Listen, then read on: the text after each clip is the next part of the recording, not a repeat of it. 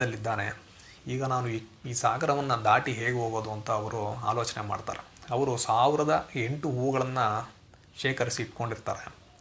ಅವರು ಆ ಸಾಗರದಲ್ಲಿದ್ದಂತಹ ನೀರನ್ನೆಲ್ಲ ಕೈಯಲ್ಲಿ ಎತ್ತಿ ಹಾಕ್ತಾ ಇರ್ತಾರಂತ. ಅದನ್ನು ನೋಡಿದಂತಹ ವಿಷ್ಣು ಒಬ್ಬ ವಯಸ್ಸಾದ ಸನ್ಯಾಸಿಯ ವೇಷದಲ್ಲಿ ಅಲ್ಲಿ ಬರ್ತಾರೆ. ಬಂದು ನನಗೆ ಹಸಿವಾಗ್ತಾ ಇದೆ, ಆಹಾರ ಬೇಕು ಅಂತ ಪುಂಡರೀಕ ಮಹರ್ಷಿಗಳ ಹತ್ರ ಕೇಳ್ತಾರಂತ. ಆಗ ಇವರು ನಾನು ಆಹಾರವನ್ನು ಹುಡ್ಕೊಂಡು ಬರ್ತೀನಿ ಅಂತ ಹೇಳಿ ಹೊರಡ್ತಾರಂತ. ಮತ್ತೆ ಬಂದು ನೋಡಿದರೆ ಆ ಸಾಗರದ ದಡದಲ್ಲೇ ವಿಷ್ಣು ಮಲಗಿರುವ ರೂಪದಲ್ಲಿ ದರ್ಶನ ನೀಡಿದಂತೆ. ಆದ್ದರಿಂದ ಅಲ್ಲಿ ಸ್ಥಳ ಶಯನ ಪೆರುಮಾಳ್ ದೇವಸ್ಥಾನವನ್ನು ಕಟ್ಟಲಾಯಿತು ಅಂತ ಹೇಳಲಾಗ್ತಾ ಇದೆ. ಇದೇ ರೀತಿ ಈ ಸ್ಥಳಶಯನ ಪೆರುಮಾಳ್ ದೇವಸ್ಥಾನದ ಇನ್ನೊಂದು ಕತೆ ಕೂಡ ಇದೆ.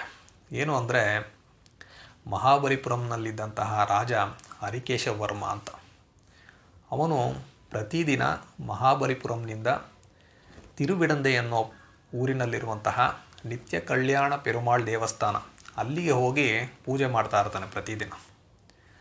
ಅವನೇನು ಅಂದ್ಕೊಳ್ತಾನಂದರೆ, ಪ್ರತಿದಿನ ನಾನು ಅಲ್ಲಿಗೆ ಹೋಗೋ ಬದಲು ಅಲ್ಲೇ ಹೋಗಿ ಇದ್ಬೇಡ ಅಂತ ನಿರ್ಧಾರ ಮಾಡ್ತಾನೆ.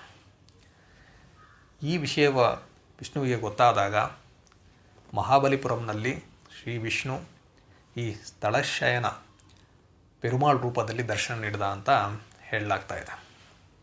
ಇದು ಈ ದೇವಸ್ಥಾನದ ಸ್ಥಳ ಪುರಾಣ. ಈ ಸ್ಥಳಶಯನ ಪೆರುಮಾಳ್ ದೇವಸ್ಥಾನದ ಆವರಣದಲ್ಲಿ ಒಂದು ಮಲ್ಲಿಗೆಯ ತೋಟ ಇರುತ್ತೆ. ಈ ಮಲ್ಲಿಗೆ ತೋಟದ ಮಧ್ಯದಲ್ಲಿ ನೀಲೋದ್ಭವ ಪುಷ್ಪ, ಇದರಲ್ಲಿ ಭೂದತ್ತಾಳ್ವಾರವರು ಅವತರಿಸಿದರು ಅಂತ ಹೇಳಲಾಗ್ತಾ ಇದೆ. ಭೂದತ್ತಾಳ್ವಾರವರು ಸಹ ಸಿದ್ಧಾರ್ಥಿ ವರ್ಷ ಐಪ್ಪಸಿ ಮಾದಂ ಅಂದರೆ ಅಶ್ವಯುಜ ಮಾಸದಲ್ಲಿ ನವಮಿ ತಿಥಿ ಬುಧವಾರ ಶ್ರೀ ವಿಷ್ಣುವಿನ ಗದೆಯಾದಂತಹ ಕೌಮೋದಿಕಾದ ಅಂಶದಲ್ಲಿ ಜನಿಸಿದರು ಅಂತ ಹೇಳಲಾಗ್ತಾ ಇದೆ. ಇವರ ಕಾಲಮಾನ ಕೂಡ 7ನೇ ಶತಮಾನ ಅಥವಾ ಸಾಂಪ್ರದಾಯಿಕ ವಾದಗಳ ಪ್ರಕಾರ ಕ್ರಿಸ್ತಪೂರ್ವ 4200 ಇರಬಹುದು ಅಂತ ಹೇಳಲಾಗ್ತಾ ಇದೆ. ಈ 3 ಜನ ಆಳ್ವಾರ್ಗಳ ಬಗ್ಗೆ ಹೆಚ್ಚಿನ ಮಾಹಿತಿ ಇಲ್ಲ. ಈ 3 ಜನರಿಗೆ ಸಂಬಂಧಪಟ್ಟ ಒಂದು ಘಟನೆ ಮಾತ್ರ ನಾನು ಪೊಯ್ಯ ಆಳ್ವಾರ ಅವರ ಜೀವನ ಚರಿತೆಯಲ್ಲಿ ಹೇಳಿದ್ದೆ.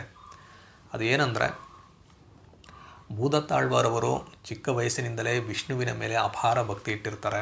ಹಾಗೂ ವಿಷ್ಣು ಹಾಗೂ ವೈಷ್ಣವ ಸಂಪ್ರದಾಯಗಳ ಬಗ್ಗೆ ಅಭ್ಯಾಸ ಮಾಡಿ ಹಲವಾರು ವಿಷಯಗಳನ್ನು ತಿಳ್ಕೊಳ್ತಾರೆ. ಸದಾ ತನ್ನನ್ನು ವಿಷ್ಣುವಿನ ಭಕ್ತಿಯಲ್ಲಿ ಅವನ ಸೇವೆಯಲ್ಲಿ ತೊಡಗಿಸಿಕೊಂಡು ತೀರ್ಥಕ್ಷೇತ್ರಗಳಿಗೆ ಭೇಟಿ ನೀಡ್ತಾ ಇರ್ತಾರೆ. ಹೀಗೆ ಅವರ ಜೀವನ